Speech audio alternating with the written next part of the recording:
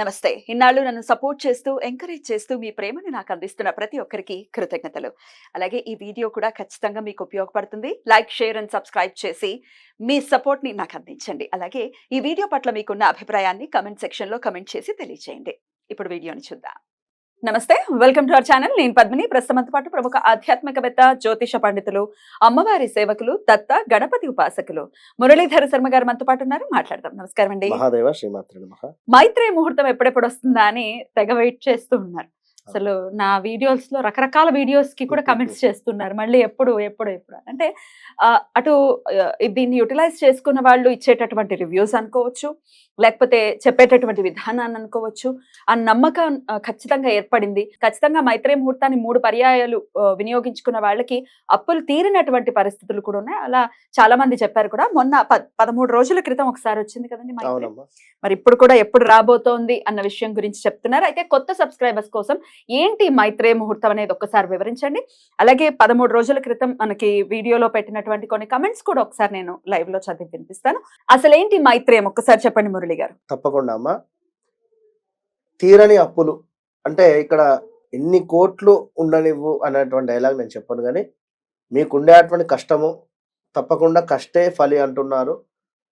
మీరు కష్టపడుతూ ఉన్నప్పటికీ కూడా మీకు ఏదో రకంగా అప్పులు అధికంగా పెరుగుతూ ఉన్నవి, అప్పులు తీరటం లేదు అనేటువంటి వారి కోసం మాత్రమే ఈ యొక్క మైత్రేయ ముహూర్తాన్ని మీరు వినియోగించుకోండి.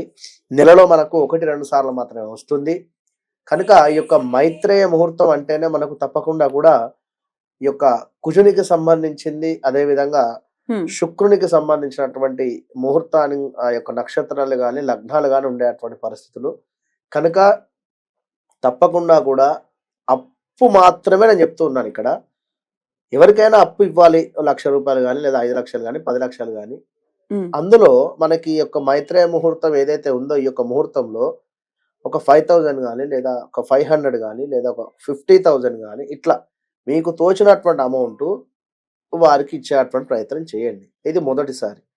రెండవసారి గూగుల్ పే కానీ ఫోన్ పే ద్వారా కానీ ఇవ్వండి. మూడవసారి నేరుగా ఇవ్వండి. మొత్తం మీద 3 సార్లు ఈ యొక్క ముహూర్తాన్ని వినియోగించుకోండి. ఈ 3 సార్లలో ఒకసారి మీరు వారిని కలిసినా పర్వాలేదు, 2 టైమ్స్ ఆన్లైన్ పేమెంట్ చేసినా కూడా పర్వాలేదు, లేదు వారు అందుబాటులోనే ఉన్నారు అనుకున్న 3 టైమ్స్ వారికి హ్యాండ్ క్యాష్ ఇచ్చినా పర్వాలేదు. ఇక గోల్డ్ రిలేటెడ్ ఇబ్బందులు ఉన్నవి అనేటువంటి దాంట్లో చాలా మంది కూడా గోల్డ్ కూడా మాకు రికవరీ అయింది అనేటువంటి వారు కూడా కామెంట్స్ రూపకంగా కూడా చెప్పడం జరిగింది అంతకుముందు వీడియోలో.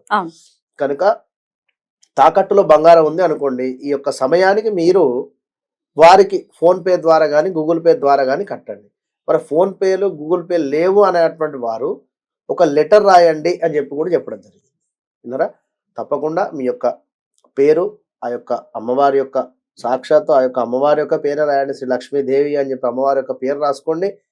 తప్పకుండా అమ్మవారి దయ రూపకంగా నేను వీరికి ఈ యొక్క అప్పు తీరుస్తున్నాను అని చెప్పి ఒక 1016 కావచ్చు, లేదా 5,116 కానీ 5,116 కానీ ఎవరికైతే అప్పు ఇవ్వాలనో వారు అందుబాటులో లేకున్నా, మీకు ఫోన్పేలు గూగుల్ పే లేకున్నా, మీరు ఈ యొక్క రూపకంగా మనం చెప్పినటువంటి యొక్క మైత్రేయ ముహూర్తంలో వారి యొక్క పేరును చక్కగా కూడా రాసుకొని అమ్మవారి యొక్క దయ వలన నేను వీరికి మన అప్పు ముట్టుతుంది అని చెప్పి భావన చేసుకొని ఆ అమౌంట్ను ఆ యొక్క పేపర్ మీద పెట్టేసి ప్యాక్ చేసేసి ఆ యొక్క దేవతార్చన రూమ్లోనే ఉంచేసేయండి.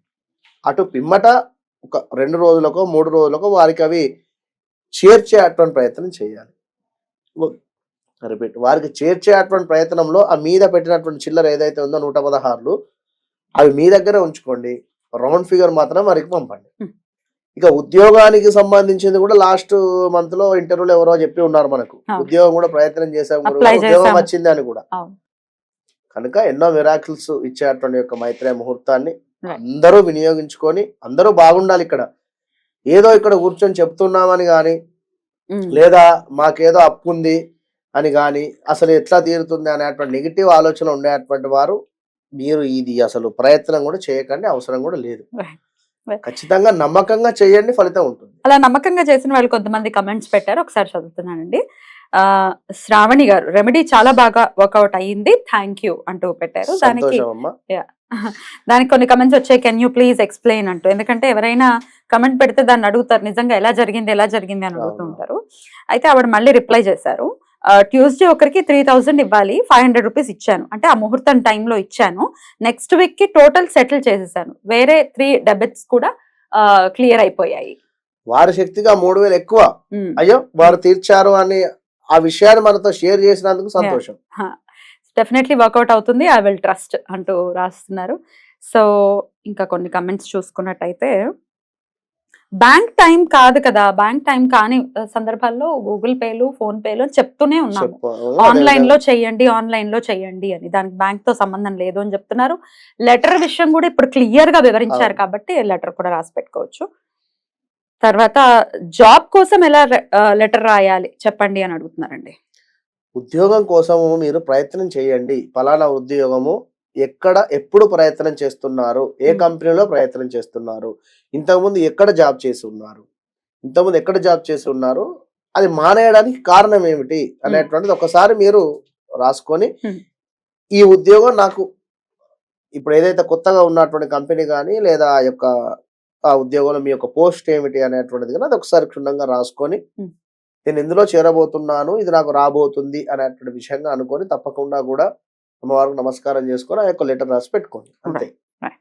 అలాగే గురువుగారు చాలా అప్పులు ఉన్నాయి, ఒకేసారి తీర్చాలి అంటే కుదరదు కదా, ఏం చేయాలి? ఇప్పుడు రకరకాల చేయబోదులు తీసుకొని ఉండాలి. ఇప్పుడు అప్పులు అని చెప్పాను ఇక్కడ, చాలా అప్పులు అంటే ముందు ఏదైనా 1, 2, 3 ఇట్లా, అయ్యో పప్పు చారు మనకు ఆలుగడ్డ కావచ్చు, ఇంకేదో 4 రకాలు ఉంటాయి అక్కడ, ఒకసారి అయితే తినలేం కదా, ఏదైనా ఒకటి తర్వాత ఒకటి.